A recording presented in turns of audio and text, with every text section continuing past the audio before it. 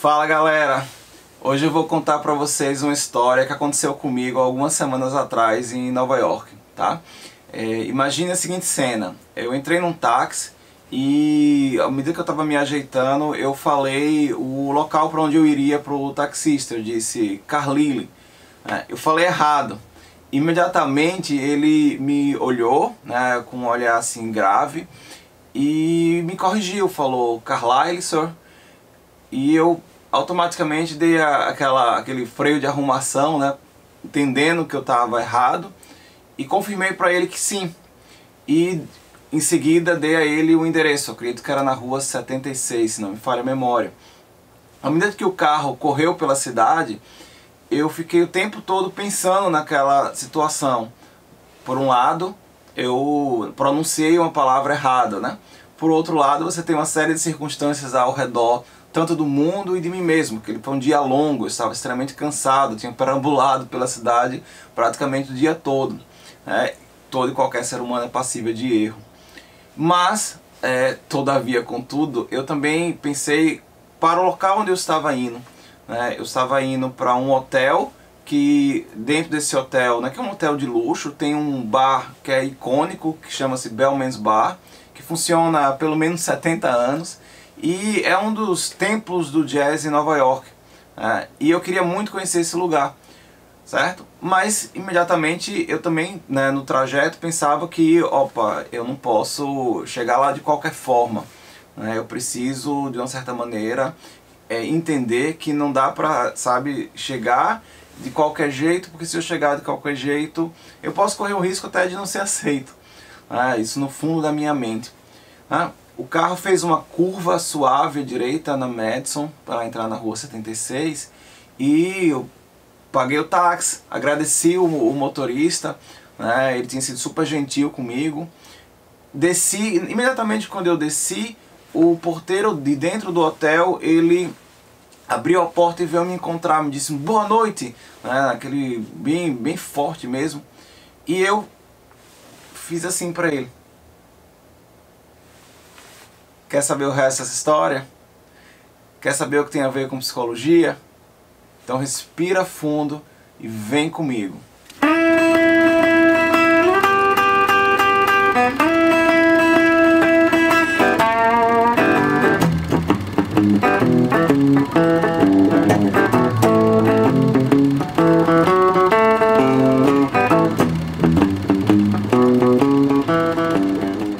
Ele olhou para mim e não conseguiu definir se eu era um turista, se eu estava ali para uma visita rápida, por um simples gesto e o silêncio.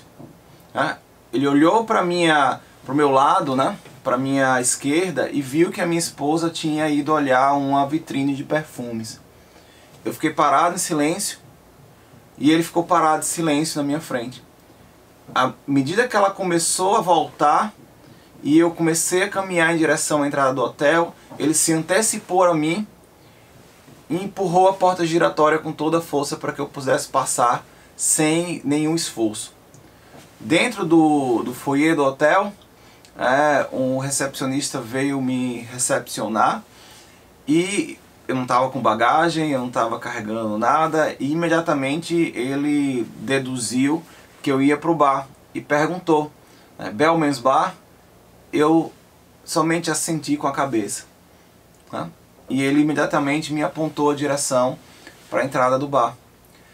A entrada do bar estava um pouco caótica, tinha algumas pessoas bem na porta, e eu fui entrando novamente em silêncio, a minha esposa ao meu lado, e na porta tinha um segurança e um maître. O segurança olhou para mim e eu senti pelo olhar dele que havia a mesma confusão do porteiro. E ele fez uma mesa para o casal, eu não respondi. Eu simplesmente olhei para ele nos olhos e fiquei em silêncio. E ele automaticamente me levou até uma mesa belíssima, assim, quase ao lado do piano, e nos sentou. E eu sentado ali olhando para aquela atmosfera, do jazz, que era o meu maior interesse, que era ouvir música ali, eu fiquei pensando tanto naquilo que eu tinha feito ou falado de errado, e tanto nesse processo de, um tanto quanto, entre aspas, reativo, tá, que eu fiz para chegar àquela mesa, né? E eu me lembrei de uma teoria que é super importante para que todo aluno de psicologia precisa ler e aprender, que é a teoria do Pierre Bourdieu, né? Então eu vou explicar para vocês hoje 3 conceitos fundamentais que todo aluno de psicologia precisa compreender sobre o Bourdieu. O primeiro deles é o conceito de hábitos. E aí eu vou ler o conceito para vocês, porque eu acho importante que a gente tenha ele em mente, né, fresco em mente, de modo que a gente consiga decompor essa ideia. Então, hábitos, ele é um sistema de disposições duráveis e transponíveis, estruturas predispostas a funcionar como estruturantes, isto é, como princípios geradores e organizadores de práticas e representações que podem ser objetivamente adaptadas ao seu objetivo, sem supor que se tenha em vista conscientemente tais fins e o controle expresso das operações necessárias para atingi-los, sem ser em nada o produto da obediência a regras, e sendo tudo isso coletivamente orquestrado, sem ser o produto da ação organizadora de um maestro. Então eu peguei esse conceito do senso prático do Pierre Bourdieu. Tá? O primeiro ponto dessa ideia é que o hábitos, ele é um conjunto de disposições, né? Pensa na palavra predisposições para agir, ou probabilidade de dar uma resposta em face a um ambiente, né? Que a gente carrega conosco, né? Que esse conjunto, ele, como coloca o conceito, pode estar transponível, né? De uma certa maneira, né? E que de uma certa maneira eles estão, vou usar a palavrinha, encalcados na nossa mente, porque eles são uma construção, né? Eles partem de uma construção que envolve, de um lado, né, um tanto quanto a liberdade do sujeito, mas um tanto quanto também as forças sociais ao qual o sujeito está imerso. É importante a gente lembrar que o conceito de hábitos, ele é diferente de um hábito, né, como a gente comumente fala. Então pensa no seguinte hábito do nosso dia a dia, né, o hábito de escovar os dentes todos os dias, né, um hábito de comportamento. Mas quando a gente fala no conceito de hábitos do ponto de vista sociológico, né, e da sua relação com a psicologia, a gente vai entender que existe toda uma disposição de organização estruturante que vai levar o ser humano a, pensar nas probabilidades em torno do seu comportamento. Então a gente pensa não no hábito de escovar os dentes, mas todas as disposições de saúde que existem ao redor do ser humano, né? E como a gente, de uma certa maneira, coletivamente, sem ter um maestro específico, a gente vai reproduzindo certos comportamentos ou vai efetuando certos comportamentos que são, entre aspas, aquilo que é esperado ou mais digamos assim, apreciado para determinadas situações ao qual a gente vive. Então o hábitos, ele acontece, vamos colocar assim, por essa interconexão entre aquilo que é individual, né, do sujeito, e aquilo que está presente por uma construção coletiva, não orquestrada. A gente não está falando de um automatismo, a gente está falando de uma inserção do homem no mundo. E essa inserção do homem no mundo, ela é construída também por todas as forças que, digamos assim, criam, né, ou restringem o comportamento, né, que são forças que vão dizer para a gente de que maneira a gente pode se comportar em determinados lugares. O que é esperado da gente em determinados lugares? Né? E como é que eu faço escolhas, vamos botar assim, probabilísticas, da melhor forma de me comportar em determinados lugares? Tá? Sem pensar de antemão, né, nesse papel de maestro, né, e olhando, inclusive, e esse é um ponto fundamental, dos elementos de comportamento que estão encalcados no nosso próprio pensamento, na nossa própria forma de agir. Tá? A gente não pode falar do hábitos sem falar do conceito de campo, né, que é o segundo elemento aqui que a gente tem para tratar dentro da teoria do Pierre Bourdieu. O conceito de campo, ele vai tratar das arenas ao qual o ser humano ele tem que circular ou tem que lutar dentro do espaço social. Então a gente pode falar das arenas acadêmicas, a gente pode falar da arena da música, arena cultural, a gente acessa determinadas arenas e a gente acessa essas arenas com os nossos hábitos, né? O hábito que a gente traz encalcado na nossa mente do ponto de vista do comportamento.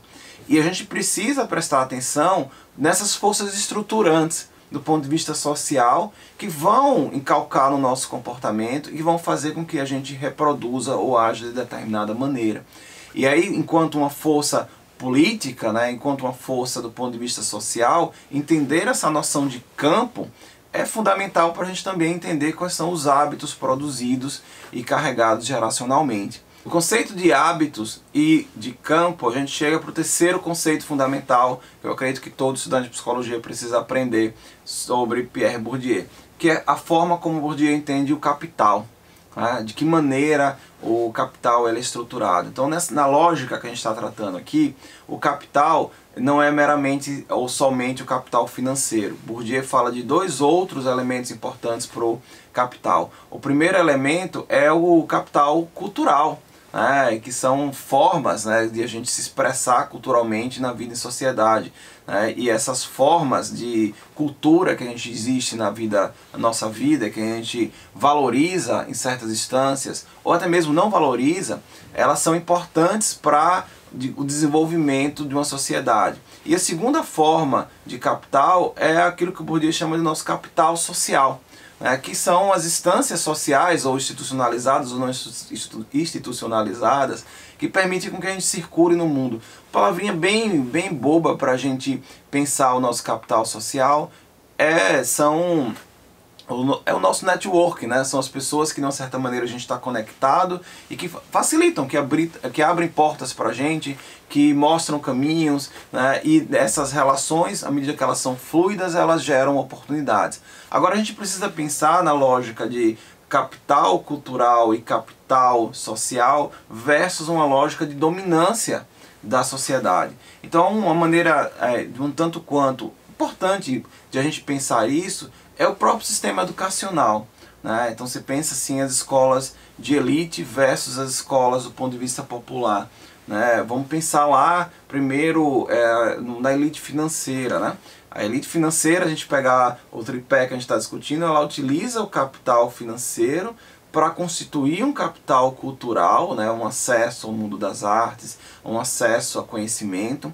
Tá? E isso pode ser representado, pensa no estudante de elite, né, que culturalmente tem um acesso muito mais rápido a outras culturas, idiomas, a obras de arte, museus, etc. E do ponto de vista do capital social, também pensa nesse mesmo estudante, né, que ele tem uma facilidade enorme para acessar a sua rede de contatos, sabe, de fazer fluir oportunidades a partir dessas redes de contato que ele possui. Agora vamos observar que a lógica de capital, e na lógica da teoria do Bourdieu, a gente está falando que essa transmissão, né, essa articulação, vamos colocar, entre capital financeiro, capital cultural e capital do ponto de vista social, ela serve de uma forma de a gente reproduzir condições geracionalmente. Né? Pensa lá, né? A pessoa que está no topo da riqueza financeira, é do interesse dela, certo? Em termos de sobrevivência, se manter nesse patamar.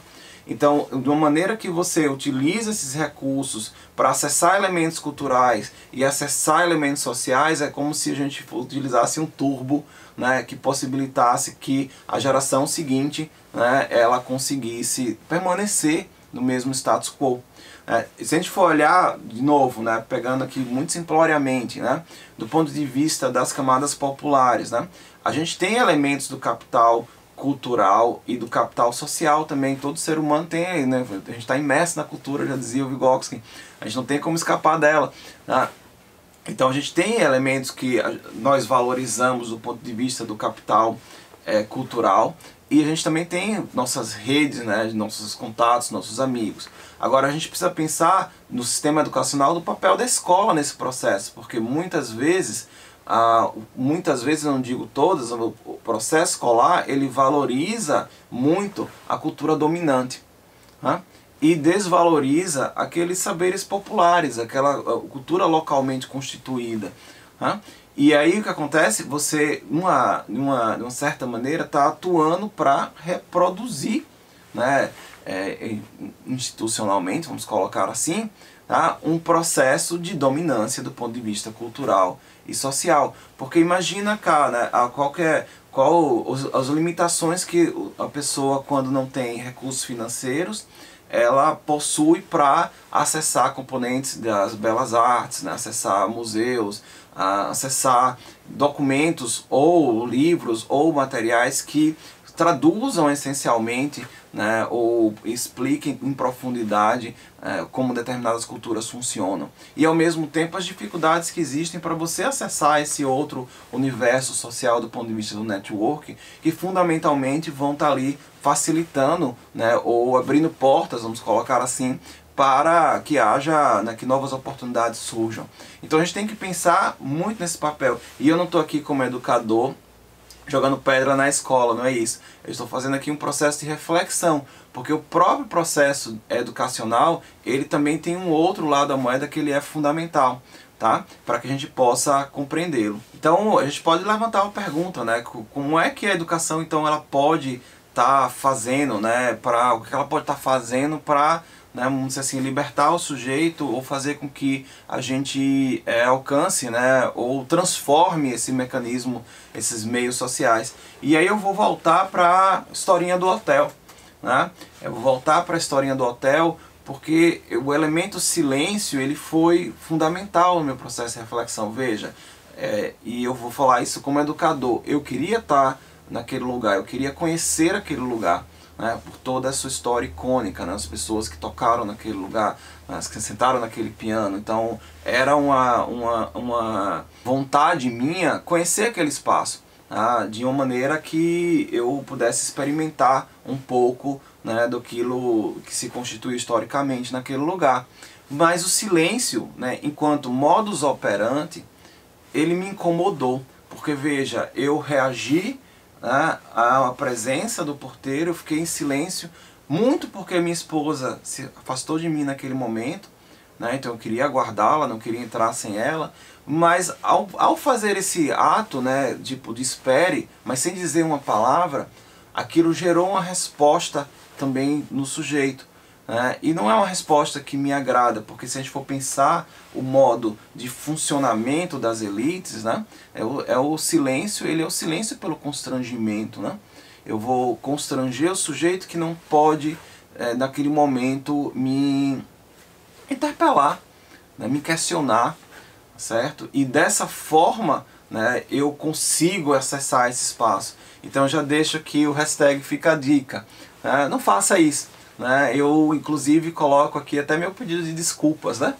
Porque o silêncio ele constrange e a gente precisa pensar no sentido de não atuar dessa maneira.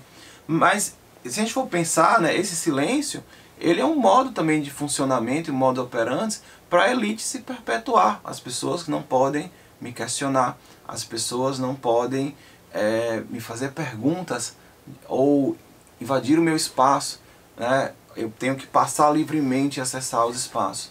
Então lá no bar, né, eu fiquei pensando muito nisso, assim, nesse papel do silêncio, né? E me lembrei também que o silêncio, né, e aí vem o lado do ponto de vista educativo, que é importante a gente ressaltar. Eu me lembrei do silêncio, que o silêncio também ele é uma moeda tem os dois lados da mesma moeda. Se eu tenho de um lado esse constrangimento sabe, promovido para uma perpetuação, né, para uma reprodução do ponto de vista cultural, né, e passar geracionalmente esses valores culturais, eu tenho do outro lado também o silêncio como uma revolução, porque eu me lembrei da frase do Martin Luther King, né, eu estou protestando pacificamente. Né? E o pacificamente, nesse caso, ele é uma forma de silêncio, né? Eu não estou aqui gritando, eu não estou aqui, sabe, exacerbando certos comportamentos, mas a partir do silêncio, se a gente for pensar, o Martin Luther King ele fez toda uma revolução, né, nos Estados Unidos, uma revolução cultural. Aí você veja, né, tipo, um elemento, né, que de uma certa maneira, né, não era valorizado, ou era entendido de uma outra forma, passa a ser um componente fundamental para que haja uma revolução de comportamento, uma transformação no mundo. Então, quando a gente vai olhar a teoria do Bourdieu, é importante a gente também entender esses espaços de revolução cultural, como uma forma de que as pessoas elas constituem novos capitais culturais, constituem novas redes sociais. Esses capitais culturais, essas redes sociais, a partir, sabe, da luta que existe também em sociedade, eles passam a ser valorizados por outros grupos. E eu me lembrei fundamentalmente disso também por conta do jazz, porque veja, eu estou falando de um hotel de luxo, eu estou falando de um bar de elite, por mais que eu não faça parte, eu tinha conhecimento desse bar pelos campos sociais ao qual eu circulei, e eu gostaria também de deixar remarcado que existe muita luta também para a gente compreender esses movimentos, esses modus operandi, esses hábitos que existem em sociedade. Eu me lembro vividamente das minhas primeiras experiências no exterior, o quanto constrangido eu senti diversas vezes por ser corrigido em inglês, ou o quanto eu tive que compreender como certas instâncias de capital cultural funcionavam e como o capital social, como as redes de contato estavam constituídas, para que eu pudesse acessá-las. E isso foi um trabalho assim enorme, porque de novo, eu nem de longe venho da elite, eu faço parte eu sou professor. Então, basicamente, se a gente for pensar do ponto de vista social, por mais que eu tivesse a vontade de conhecer aquele espaço, aquele não é um espaço especificamente para mim, aquele é um espaço especificamente da elite. Mas essas formas de constituição de novos capitais culturais, de novos capitais sociais, eles podem realmente produzir uma revolução cultural. Então a gente pode pensar do próprio jazz, o Miles Davis, o quanto o Miles Davis mudou a história do jazz, eu recomendo muito, quem quiser ouvir, o Kind of Blue, porque é uma virada cultural no jazz enorme. O jazz vinha de uma força chamada bebop, e o Miles Davis simplesmente transforma a música com aquele disco, que são músicas muito mais centradas numa atmosfera, muito mais lento do que existia até então no bebop, e foi o disco jazz mais vendido na história, Então ele fez uma nova revolução cultural a partir daquele disco, E não só, ele colocou também o jazz no mainstream, O Miles Davis era figura permanente na televisão, ele era uma celebridade, ele circulava com artistas de cinema. Então todo aquele capital cultural e social que ele constituiu passou a ser enormemente valorizado. Se a gente for pensar no dois outros movimentos, pensar no grafite nos anos 80, eu já falei do Basquiat aqui nesse canal, e o quanto o grafite ele se transforma em uma arte, digamos assim, amplamente valorizada pela elite, uma forma de transformação cultural. E o quanto esse processo, ele pegou elementos que são capitais culturais, pegou elementos que são capitais sociais, e transformou esses elementos que não eram valorizados até então. Pensa na escola nos anos 80, ou até mesmo no modelo de escola de algumas escolas atualmente, se elas vão valorizar ou não o grafite, e o quanto isso se transformou em um processo cultural e social, de novo, amplamente valorizado. O Basquiat é um dos artistas, o último quadro do Basquiat, que foi a leilão, foi leiloado por mais de 100 milhões de dólares. Então pensa nesse processo de transformação que existe, E é de extrema importância a gente pensar isso enquanto sociedade. Do mesmo jeito que eu estava refletindo sobre o meu comportamento lá no hotel, é importante que todos nós a gente faça uma reflexão sobre o nosso comportamento, sobre aquilo que está ou não está encalcado na minha forma de agir, na minha existência. Chegando aqui ao finalzinho desse vídeo, eu queria deixar 3 questionamentos assim fundamentais. Eu acho que todo estudante de psicologia precisa pensar, pensando, observando a teoria do Pierre Bourdieu, que é uma teoria sociológica, Então a primeira é essas formas psicologizantes que existem dentro da nossa sociedade, Então, de que maneira a gente precisa compreender as múltiplas formas culturais, de que maneira eu preciso entender esse capital social, de que maneira eu preciso compreender esse hábitos enquanto elemento encalcado na subjetividade humana, certo? Como é que eu posso estar acessando esse processo e de que maneira eu posso também tentar promover uma transformação, né? Haja vista que a educação, né, se a gente for pensar per si no papel da escola, e aqui fazendo uma defesa do papel da escola, é um processo também de transformação do homem, no qual eu posso acessar elementos culturais, eu posso acessar elementos sociais e posso promover uma transformação mais ampla, né, fazendo com que determinados elementos da minha cultura, determinados elementos da minha sociedade, eles passem a ser amplamente valorizados. Então a pergunta fundamental para a gente da psicologia é compreender como é que esse processo ocorre do ponto de vista do comportamento, né? Uma segunda instância para a gente é a gente pensar nos elementos emocionais que existem nesse processo, né? Por mais que a gente tenha elementos culturais, a gente tenha elementos sociais, a gente tenha o capital financeiro, a gente sabe que existe muita rejeição e frustração nesses espaços, né? Vamos olhar o meu silêncio, né? Eu estava agindo como um mecanismo de defesa. Olha, eu entrei no táxi, né? Eu falei uma palavra errada, fui corrigido e automaticamente eu pensei, olha, eu não posso, vem cá, eu não posso agir dessa forma, né? Como é que eu tenho que me defender socialmente, né? E a minha reflexão é que o meu comportamento ele foi uma reprodução de algo que eu já tinha observado na sociedade. Então eu preciso ter cuidado sobre esse algo que a gente reproduz socialmente, né? Porque eu gosto de dizer em sala de aula que ser um ser humano do bem dá trabalho, né? Então a gente tem que fazer esse processo de reflexão, né, sobre o nosso próprio comportamento para que a gente possa se engajar mais positivamente na vida em sociedade.